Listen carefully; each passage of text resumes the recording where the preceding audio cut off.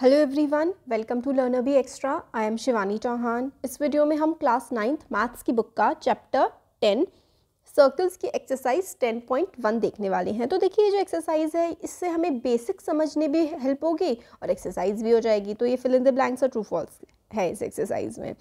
तो first question है fill in the blanks. क्या है कि centre of a circle lies in dash of the circle. अब ये देखिए, ये है एक सर्कल, राइट, ये एक सर्कल है। अब इसका जो सेंटर है वो तो इसके इंटीरियर में ही लाई करता है ना। इंटीरियर होता है ये अंदर वाला पार्ट जो होता है, इसको हम लोग बोलते हैं इंटीरियर, हम सब पे पता है। और बाहर की तरफ जो भी कुछ है वो एक्सटीरियर है।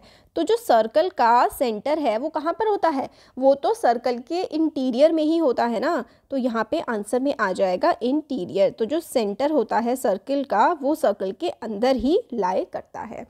नेक्स्ट है a point whose distance from the centre of the circle is greater than is radius lies in dash of the circle. तो एक पॉइंट है, सपोज करो ये हमने सर्कल यहाँ पर बनाया था, ठीक है।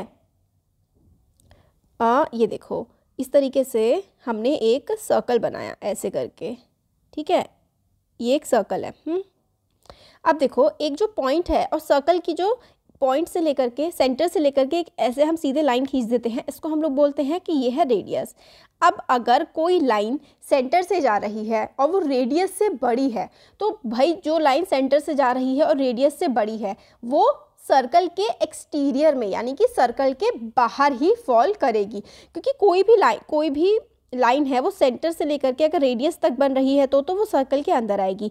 बट अगर वो सेंटर से रेडियस से ज़्यादा लंबी है ना, तो फिर तो इसका मतलब है कि वो सर्कल के बाहर ही जा रही है। तो इसका मतलब सेकंड जो पार्ट है उसका जो आंसर हो जाएगा वो हो जाएगा सर्कल के एक्सटीरियर में, सर्कल के बाहर वो फॉल करेगी लाइन। क्योंकि ये देखो, ये सर्कल है, सर्कल के अंदर ये सेंटर होता है। सेंटर से जो सर्कल के एंड तक टच करती हुई लाइन होती है उसको रेडियस कहते हैं, और इस रेडियस से बड़ी कोई भी लाइन है वो बाहर चली जाएगी। सिंपल सी बात है। नेक्स्ट है थर्ड पार्ट। इसका थर्ड पार्ट में हमें बोला गया है the longest chord of a circle is dash of the circle. तो जो सर्कल की सबसे बड़ी कॉर्ड होती है ना, उसको हम क्या बोलते हैं, उसको हम लोग बोलते हैं डायामीटर। सर्कल की जो सबसे बड़ी कॉर्ड होती है उसको हम लोग डायामीटर बोलते हैं। ये चीज़ हमें याद रखनी है। The longest chord of a circle is diameter of the circle. ये देखो, ये होता है सर्कल, ये होता है सेंटर। तो कॉर्ड जो होती है वो ये होता है डायमीटर, ऐसे करके जो बिल्कुल सेंटर के बीचों बीच जा रहा होता है। इसी तरीके से यहाँ से भी जा सकता है। कॉर्ड होती है जो सर्कल के किसी भी दो पॉइंट्स को टच करती है। तो सबसे बड़ी कॉर्ड सर्कल में होती है डायमीटर। नेक्स्ट है an arc of a circle. An arc is a dash when its ends are the ends of a diameter. तो आर्क इज एन, इस तरीके से देखो ये सर्कल है। An arc is a dash when its ends are the ends of diameter. तो इसके जो एंड्स है आर्क के वो डायमीटर के एंड्स है। इसका मतलब ये जो आर्क बन रहा है ये एक सेमी सर्कल बन रहा है। सेमी सर्कल का मतलब क्या होता है, ये देखो, ये एक कंप्लीट सर्कल होता है और सर्कल का जो आधा होता है ना वो होता है सेमी सर्कल। सेमी सर्कल देखो, ये डायमीटर है सर्कल का, ठीक है। देखो सेंटर पे से ऐसे करके पास हो रहा है तो ये डायमीटर है। डायमीटर के दोनों कोनों को जोड़ता हुआ जो आर्क होता है वो क्या होता है, वो एक सेमी सर्कल होता है। मतलब ये देखो डायमीटर है, ये डायमीटर के कोने हैं। डायमीटर के कोनों को जो आर्क जोड़ रहा है ना, उस आर्क को हम लोग क्या बोलते हैं, ये आर्क होता है सेमी सर्कल, राइट। ये होता है सेमी सर्कल, ठीक है। An arc is a semi circle when its end are the ends of a diameter. Next है segment of a circle is the region between an arc and the dash of the circle. जो segment होती है of a circle is the region between an arc and a chord of a circle, ठीक है। Chord आ जाएगा इसका answer. तो segment of a circle, segment क्या होती है, कोई भी जो जैसे सर्कल है इसमें ऐसे करके ये जो जा रही है, ये जा रहे हैं, ये जा रहे हैं, ये सेगमेंट होती है। तो segment of a circle is the region between arc and the chord of a circle. Chord एक लाइन होती है। तो इस तरीके से सेगमेंट इन दोनों के बीच का, segment is the circle, segment of a circle is the region between arc and chord of a circle. Next है सिक्स्थ वाला, the circle divides the plane on which it lies in three parts. Three parts में divide करता है, three. circle divides the plane on which it lies in three parts. इसमें देखो इस तरीके से आप लोग कह सकते हो कि सर्कल जो है एक सर्कल है, सर्कल डिवाइड्स द प्लेन, ये पूरा का पूरा प्लेन है उसको 3 पार्ट्स में सर्कल डिवाइड कर देता है। किस तरीके से, यहाँ पे देखो ज़रा, circle divides the plane in 3 parts on which it lies. ठीक है, होपफुली आप लोगों को ये वाले समझ में आए होंगे। अब नेक्स्ट क्वेश्चन देखते हैं। नेक्स्ट जो है वो है क्या, हमारा ट्रू फॉल्स। अब हम देखेंगे ट्रू फॉल्स। ट्रू फॉल्स में है फर्स्ट, इसके साथ साथ ट्रू फॉल्स तो हमें देखने ही है, इसके साथ साथ हम लोगों को इसके रीजंस भी देने हैं, जो सोल्यूशन बताने हैं कि ट्रू है या फॉल्स है, और उसके साथ हमको रीज़न भी बताना है कि भाई ये जो चीज़ है इसका रीज़न क्या है। चलो देखते हैं। द फर्स्ट है line segment joining the centre to any point on the circle is the radius of the circle.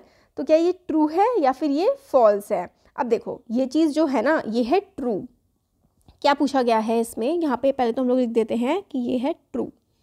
Line segment joining the centre, line एक सर्कल है, इसका सेंटर है। Line segment joining the centre to any point on the circle, centre से लेकर के any point तक, circle के centre से लेकर के सर्कल के कोने कोने तक जा रही है, ये सारे के सारे क्या होते हैं, रेडियस ही होते हैं। ये बात हमें याद रखनी है। All points on the circle are equi distance from the centre. तो आप इस तरीके से यहाँ पे लिख सकते हैं कि ऑल पॉइंट्स जो होते हैं, all points on the circle, सारे के सारे जो पॉइंट्स होते हैं सर्कल के, all points on the circle are equi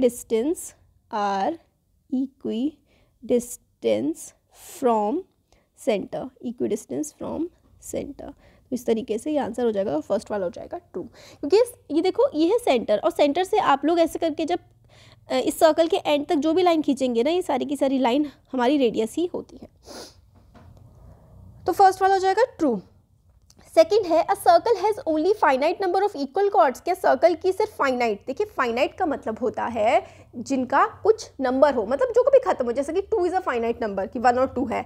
infinite का मतलब होता है जो कभी खत्म ही ना हो। A circle has only finite number of equal chords, तो ये चीज़ जो है ये फॉल्स है। अब ये वाला आप लोगों ने रीज़न लिख लिया होगा, मैं इसको रब कर दे रही हूँ, ठीक है। अब ये वाला जो है सेकेंड वाला, ये है फॉल्स। क्यों, क्योंकि जो सर्कल होता है ना, ऑल पॉइंट्स ऑन, देखिए a circle can have an infinite number of equal chords, circle के can have an infinite number of equal chords. Infinite, बहुत सारी इक्वल कॉर्ड्स होती हैं किसी भी सर्कल के। तो कितनी होती हैं, इनफाइनाइट कॉर्ड्स होती हैं किसी भी सर्कल में, infinite chords. Circle has infinite chords, circle जो होता है ना, सर्कल हैज़ इनफाइनाइट कॉर्ड्स, ठीक है, ये इसका सही आंसर है। थर्ड देखते हैं।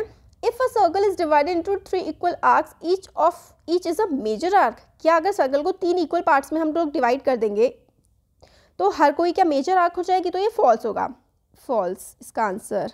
क्योंकि each part will be less than the semi circle, because each part जो होगा, each part will be less than semi circle, each part will be less than semi circle, each part will be less than semi circle. क्यों, अभी समझाती हूँ मैं। Each part will be less than semi circle. अब देखो ज़रा, ये circle होता है, ठीक है। अब सर्कल को अगर मैं हाफ में डिवाइड कर दूँ, क्योंकि आधा आधा आधा ये 2 सेमी सर्कल हो गया। अब हमें ये बोला जा रहा है कि अगर हम सर्कल को 3 पार्ट में डिवाइड कर दें, ठीक है, 1 2, देखो 1 2 3, तो क्या सारे के सारे आर्क बड़े आर्क होंगे, तो ये बात बिल्कुल गलत है। क्योंकि यार देखो इक्वल पार्ट्स में हम डिवाइड कर देंगे तो सारे के सारे आर्क तो इसके बड़े आर्क नहीं हो सकते, क्योंकि सबसे बड़ा आर्क तो यहाँ पर सेमी सर्कल ही होता है। और सेमी सर्कल को अगर आप लोग, अभी ये 2 पार्ट्स में डिवाइड है, अब इसको अगर आप 3 पार्ट में डिवाइड कर देंगे तो आर्क छोटे हो जाएंगे ना।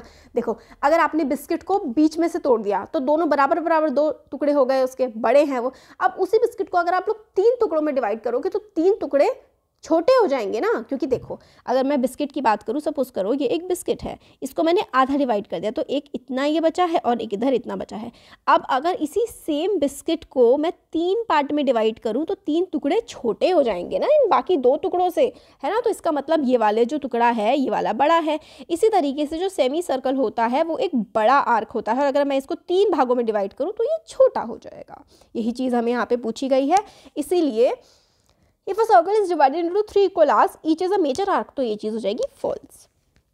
फोर्थ देखते हैं। अ कॉर्ड, एक जो कॉर्ड होती है, a chord of a circle which is twice as long as its radius is a diameter of the circle. तो जो कॉर्ड होती है पहले तो देखो ये वाली जो चीज़ है ये है ट्रू, क्योंकि हमारा क्या होता है कि जो डायामीटर होता है ना, diameter is equals to twice radius, diameter radius का दुगना होता है। A chord of a circle which is twice as long as its radius is diameter of a circle. बिल्कुल सही है, क्योंकि रेडियस की जो भी चीज़ दुगनी होगी वो रेडियस का डबल हमेशा डायामीटर होता है। Diameter is equals to twice of radius, ये चीज़ हमेशा ट्रू है, इसलिए फोर्थ वाला ट्रू हो जाएगा। Fifth, a sector is the region between the chords and its corresponding arc. तो सेक्टर क्या होता है, एक रीजन होता है किसके बीच का, कॉर्ड और करस्पॉन्डिंग आर्क का। तो ये चीज़ जो है, ये वाली चीज़ हमारी हो जाएगी फॉल्स, क्योंकि the region between the chord and its corresponding arc is a segment. तो जो रीजन होता है कॉर्ड का और उसकी आर्क का, उसको हम लोग सेगमेंट बोलते हैं। तो यहाँ पे आ जाएगा, इसकी सारी की सारी डेफिनेशंस वो सब भी मैं कवर करूँगी। रीजन, यहाँ पे आप लिखो region between chord and its arc is segment. ठीक है, ये वाली चीज़ आप लोगों को याद रखनी है कि रीजन जो होता है कॉर्ड और उसके आर्क के बीच का, उसको हम लोग सेगमेंट बोलते हैं। नेक्स्ट है, तो ये वाला फॉल्स हो जाएगा फिफ्थ वाला। A circle is a plane figure. क्या सर्कल प्लेन फिगर होती है? हाँ बिल्कुल ट्रू है, क्योंकि सर्कल 2D फिगर होती है, 3D फिगर तो उसकी स्फीयर होती है। तो circle is drawn on a plane, देखो ऐसे करके, है ना ये सर्कल इस टाइप से बन जाता है। तो circle is a plane figure, ये ट्रू हो जाएगा। देख लेते हैं फिर से। फर्स्ट वाला हमारा ट्रू है, ठीक है, फर्स्ट ट्रू है, सेकंड फॉल्स है, थर्ड फॉल्स है, फोर्थ ट्रू है, फिफ्थ फॉल्स है और सिक्स्थ ट्रू है। तो ये हम लोगों ने देख लिए फर्स्ट और सेकंड क्वेश्चन। इसके साथ हमारी एक्सरसाइज 10.1 कंप्लीट हो गई। एक्सरसाइज 10.1 के कौन कौन दो क्वेश्चंस थे इसमें, क्वेश्चन 1 एंड क्वेश्चन 2, इनके हमने सारे के सारे पार्ट्स देख लिए हैं और इसका एक्सप्लेनेशन भी समझ लिया है। होपफुली आप लोगों को समझ में आया होगा और वीडियो भी पसंद आया होगा। अगर पसंद आया है वीडियो तो ज़रूर इसको लाइक करिए, शेयर करिए और चैनल को सब्सक्राइब करिए। Thank you.